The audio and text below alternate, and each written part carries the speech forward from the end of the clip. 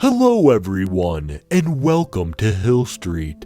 Today's story is, the people in my town have been having visions of a mountain. They claim the view from it is otherworldly. By Forever Alt. If you end up enjoying this story, please leave a like, and if you enjoy hearing stories from me, please subscribe and become a resident of Hill Street, and let me know how I'm doing in the comments. Now, let's get to this nightmare. I'm a journalist in a small town off the coast. Recently, I have stumbled upon something very strange going on in our town. Nothing very exciting usually happens here. To give you a picture, the most interesting story last week was a kitten stuck in a tree. Yet, I have a job to do, and sometimes you have to really squeeze a story out of something. You really have to pay attention to the details when interviewing someone. You never know what threads you may unravel. Being starved of stories, my wife suggested I should do a story on her mountain climbing group. I was a bit surprised she had even joined one, since she was never the outdoorsy type. Who are you? And what have you done with my wife? I jokingly asked her. She got all defensive and said that she had loved hiking and climbing all her life, which I found strange, since we had never gone hiking together, nor has she asked me to go with her. Before last week, that is. She has been constantly hounding me to hike a mountain with her, and she doesn't shut up about it. Not being an outdoorsy type myself, not to mention my fear of heights, I have resisted her invitation.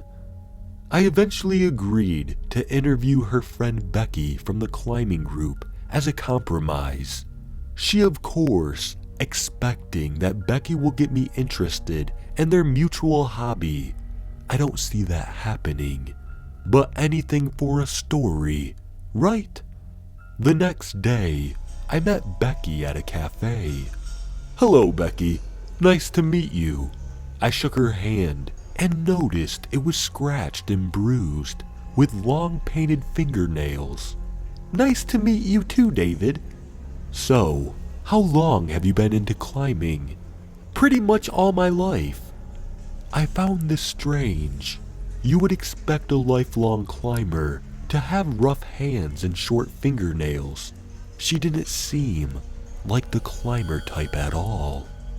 Oh really? How are you able to climb with those long fingernails of yours? Oh, I don't really know. I manage.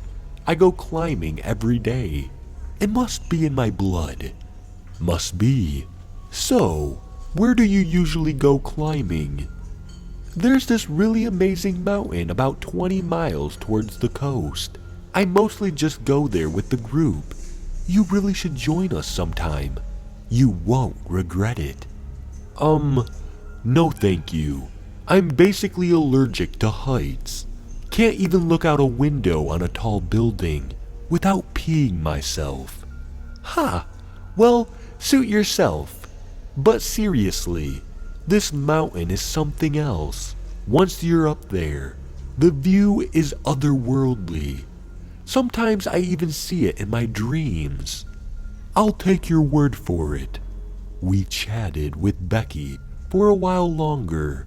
I kept trying to steer the conversation to something else, some other hobbies she might have, but somehow the topic always came back to the mountain. I was tired of hearing about it and figured I had enough for my story in the paper. As I was writing my draft for the story that afternoon, I thought it would be nice to have some pictures of the mountain, and perhaps even that otherworldly view Becky kept going on about. I asked my wife if she had any pictures of her hikes, and she said no. The view from the mountain must be witnessed yourself. A picture simply can't do it justice, she told me. Not satisfied with her answer, I decided I would ask around the town tomorrow if anyone else had pictures of the mountain. The next morning, I wake up with an ache in my foot and wonder where I had sprained it. Jen isn't sleeping next to me. She must have gotten an early start.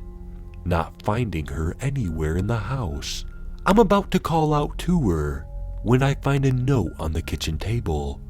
Went hiking. Love, Jen. Oh well, there she goes again. Can't have enough of that hiking. I head into town and ask around if anyone knows about a mystical mountain around here. Nobody really knows what I'm talking about until I get to Miss Hayward. She's a sweet old lady who's been around as long as I can remember, always getting into other people's business. She sure likes her gossip and whatnot. Oh, you mean the Crooked Mountain? Why, yes, I've heard of it. There's been a group of youngsters heading up there quite a lot recently. Even got myself curious to see the view, but me poor old legs wouldn't be able to handle it. It seems they are aching more and more by the day. I would need someone to carry me. You wouldn't be up for it, would you? She was joking, of course, but I could sense a certain urgency in her voice. I left Miss Hayward to her dark deeds and continued on with my investigation. The streets seemed busier than usual. I'd never seen so many people walking around town before. I stopped a guy to ask him where he was rushing to, and he replied, "Oh, just stretching my legs." I'm starting to notice a pattern here. Why is everyone suddenly so obsessed with walking and mountains? I went to the police station to see if they know anything and found out something fairly disturbing. There's been several reports of people waking up with broken legs. They can't make heads or tails of it. How does someone break their legs while sleeping? It makes no sense. I call my wife. It rings once, it rings twice. She answers. Hey honey, what's up? Hey Jen, are you still hiking? There's something we gotta talk about. I'm heading back already. What's wrong? Nothing urgent. I'll tell you when you get back. She gets back from her hike and we talk about what I found out, talking to the townsfolk. But she just brushes it off. The people are becoming more active and healthier. What's so wrong with that? I don't know. It just seems so sudden. What about the people who woke up with broken legs? Oh, I know those people. They fell during a landslide on one of our hiking trips. They're just too doped up on painkillers to even remember. It did seem like a reasonable explanation, but something still irked me about all of this. As a journalist, wouldn't I have heard about something like that happening? After struggling a while to fall asleep, that night I dreamt of the Crooked Mountain. In the dream, me and Jen were hiking together up an overgrown path. It seemed to take forever to get up there, and Jen kept making fun of me for being so out of shape. You knew you weren't marrying a mountain man, I told her. When we started getting near the peak, Jen got very excited and ran far ahead of me. Hold on, Jen. What's the rush? We're almost there. It's so close. I can't wait to see it again. When I finally reached Jen, I looked over the cliff at the horizon, and I was instantly stunned. What is this? It can't be real. What lay before me was a landscape not of our world. There were pillars of light spanning throughout the landscape, epic waterfalls towering over glistening structures with rainbows consisting of impossible colors decorating them. I simply couldn't comprehend what I was seeing, but it was all so beautiful. Was I in heaven? Or is this a dream? I didn't realize how close to the edge I was standing, and a rock came loose. I fell. I woke up sweaty and panicked, but calmed down when I realized it had been a dream. My legs were hurting all over for some reason.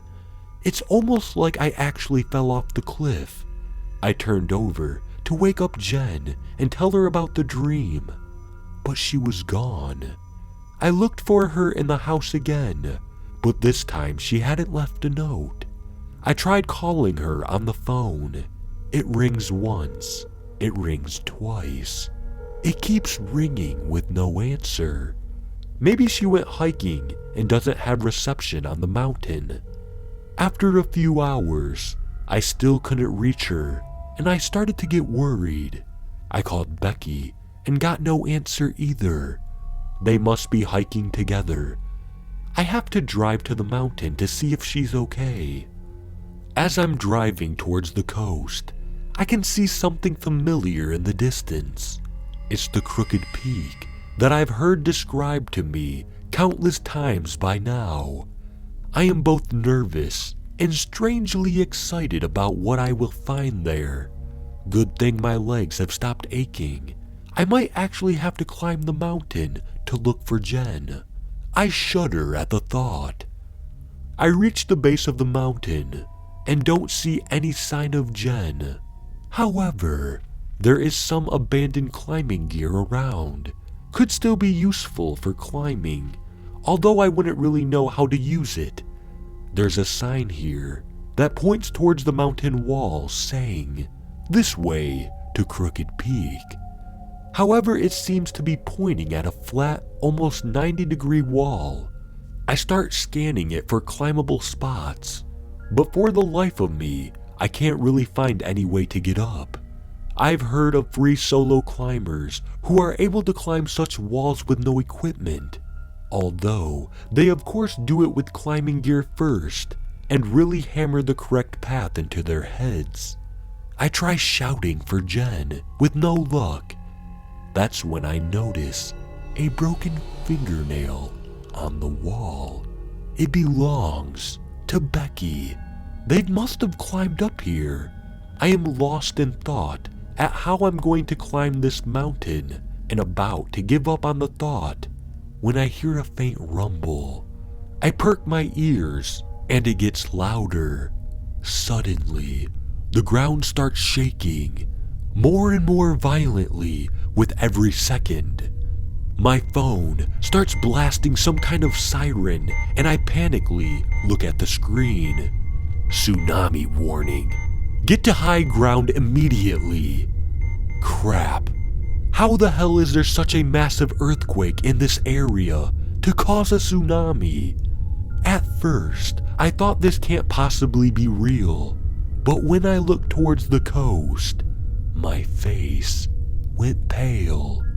The seawater was receding at a rapid pace, a sure sign of an incoming tsunami. I look back at the mountain and realize I have no choice. I have to climb up to survive. I jump onto the wall and somehow I'm able to get a grip on the stones, although barely. I keep finding small cracks and crevices to put my hands and feet in. I don't dare to even look down towards the coast again. I don't want to see the giant wave coming towards me. I'd rather just keep climbing as fast as I can and accept my fate if I don't make it high enough. If I look down, I would probably panic and make a mistake. I keep climbing and climbing. It starts to become even enjoyable. Were they right about it all along? Could the view actually be incredible as I dreamed? My fingers are bleeding and hurting badly. I think, why is the tsunami not here yet? I muster up the courage to look behind me, and there's no tsunami. The coast looks as peaceful as it ever did. What the hell? Was the warning a dud? Was I imagining it? And then I looked down. I realized I had climbed the wall up to a height about 10 stories, and my heart dropped to my stomach.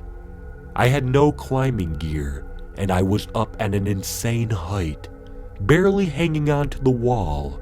I suddenly couldn't find anywhere to get a grip anymore to keep going up. It seems the only way is back down. I tried looking to see where I had put my feet before, but it was impossible. The wall seemed completely flat. Perhaps I can gently slide down. Maybe the wall is slanted enough to keep a steady slide. I tried looking around some more to see if there really is no other possible way. I started to panic, and my hands got sweaty. Then, it happened. My worst fear in life. My right hand slipped, and I started sliding down the wall. My mind went completely blank, and all I could feel was the impending death as my body pulled away from the wall and went into a free fall. All the blood in my body rushed into my legs to brace for impact. Then, for a glimpse, I saw it. I saw the unfathomable beauty and the pure bliss of the heavenly landscape of my dreams. The light almost blinding me, I could embrace it for just a moment before realizing something was wrong. It all seemed fake, an illusion.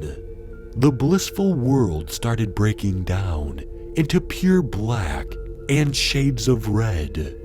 Rainbows and lush forest being replaced with disturbing structures of flesh and bone. I could feel my humanity being sucked out of me into the grotesque hellscape. Then suddenly, I landed on the ground, breaking most of my bones in my body and splattering blood around me. I lay there in agony, trying to move, but it was no use. My legs were shattered. My lower body was completely paralyzed. Then, I saw my wife, the mangled corpse of my wife, and all the other hikers.